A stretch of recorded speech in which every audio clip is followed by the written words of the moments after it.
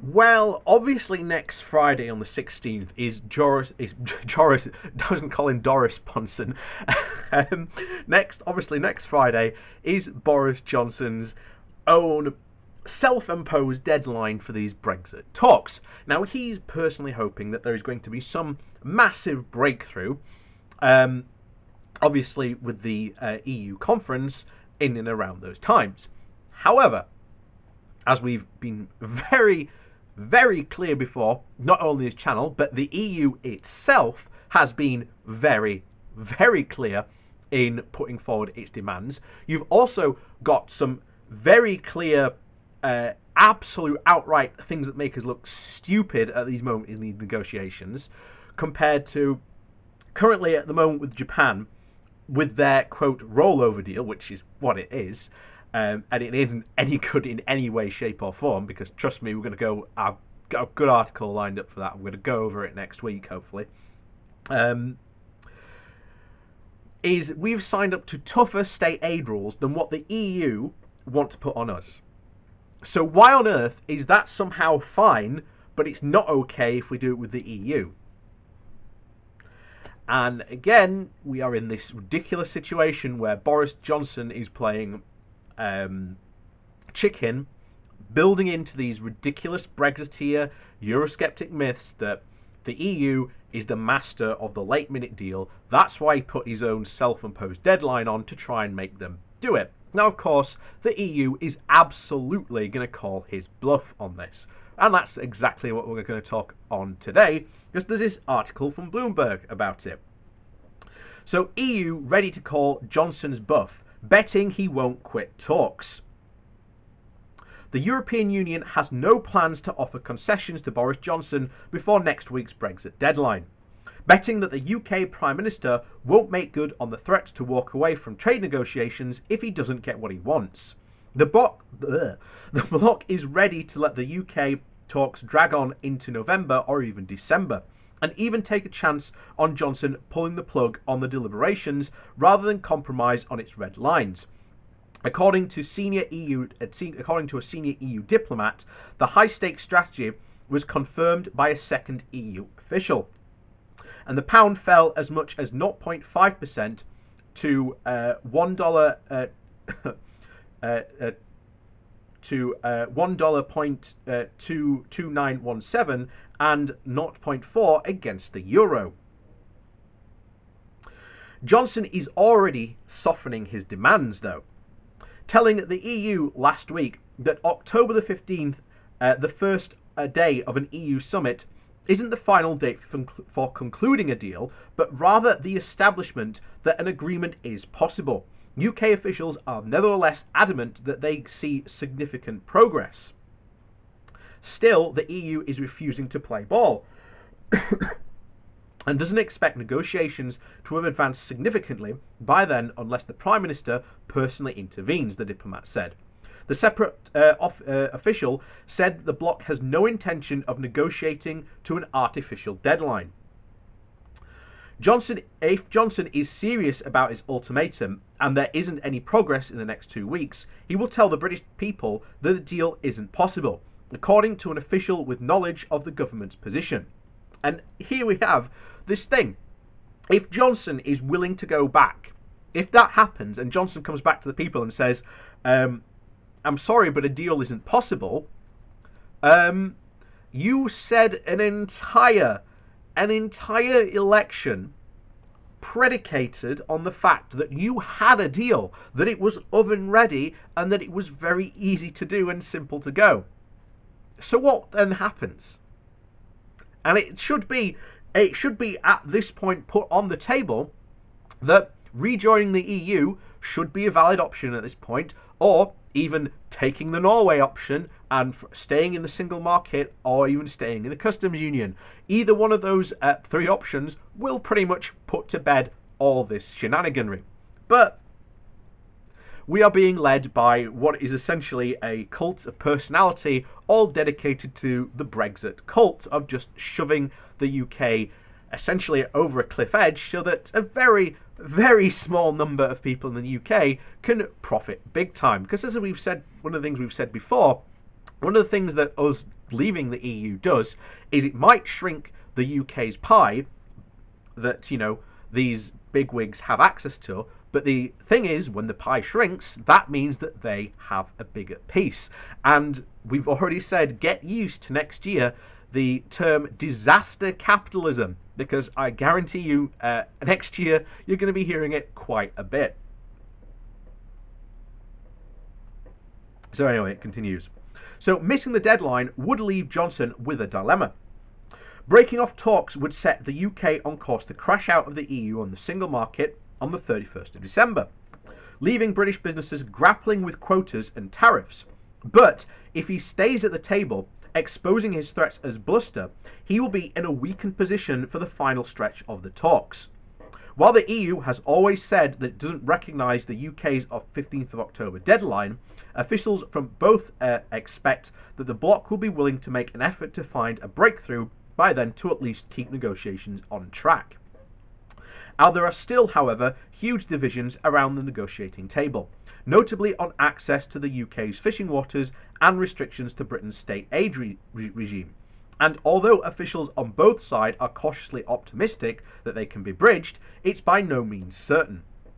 EU officials say that there has been very little progress and that they aren't impressed by the 5 compromise text proposals that the UK submitted last week. No significant progress could be recorded, and with respect to key chapters, during last week's negotiating round, according to an EU document seen by Bloomberg. EU officials have also said that they are pessimistic about the chances of a deal because of the disagreements between the two sides are about points of principle. For progress to be made, they said, the UK will need to change positions rather than necessarily intensifying negotiations. So, just to clarify that point there, the negotiations aren't going to become more intense, and that the EU isn't going to break anything or compromise the integrity of the single market, which they have said right from the word go, because the Brexiteers always fanned this wonderful lie that somehow we were going to have privileged access to the single market without having to take any of the responsibilities or pay any dues to being members of the single market. That, of course, has proven to be absolute bunkum throughout all these negotiations, and has just been proved wrong as time has gone on. But that has been one of the big Eurosceptics' lies. So, it is possible that Brexit could be added to the agenda for the November the 16th EU summit in Berlin. Currently arranged for leaders to discuss the bloc's changing relationship with China, according to one official. To break the deadlock, the EU wants Johnson to become more personally involved in the process, and there is concern in the European capitals that the Prime Minister has been largely absent from the negotiations so far. As we've already said before, why they are so nervous is because, and why they want Johnson to get involved, is because you saw this during the May years. May was constantly involved with these talks, but switch over to Johnson, and essentially what we've had is David Frost not having the authority to negotiate on the UK's behalf, as a negotiator should. Instead, he has been somewhat the mouthpiece of Boris Johnson, which has basically enabled him to not negotiate one damn thing. Of course, you had Michael Gove go over this week, and apparently, as we've seen here, no budging at all. And we have to ask ourselves, even when we are in this situation, if this is proving to be such a difficult task, why on earth again were we leaving the EU? Again, Brexiteers still really can't answer that question. But there you go. So, his video call with the European Commission President Ursula von der Leyen on Saturday was the first time since June, so that's how long it's actually been. And French Prime Minister Emmanuel Macron is the only major leader that he has spoken to since the negotiations started in March. One EU official said that Johnson would have to hold talks with German Chancellor Angela Merkel before the deal could be done. The UK rejects the idea that it's up to Johnson to deal with the EU capitals, preferring to leave talks to the negotiating team.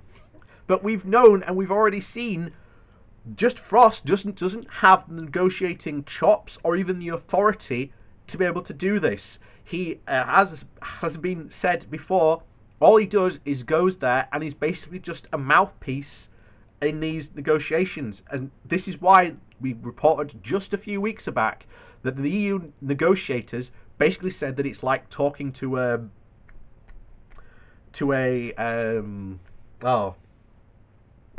I've forgotten it now. The word's completely gone out of my mouth. Yeah.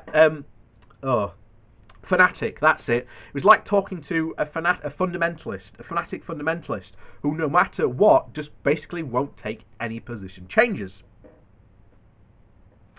So a UK spokesperson of the government said that it remains fully committed to reaching an agreement by the 15th of October. So at this point, they've got a little over a week.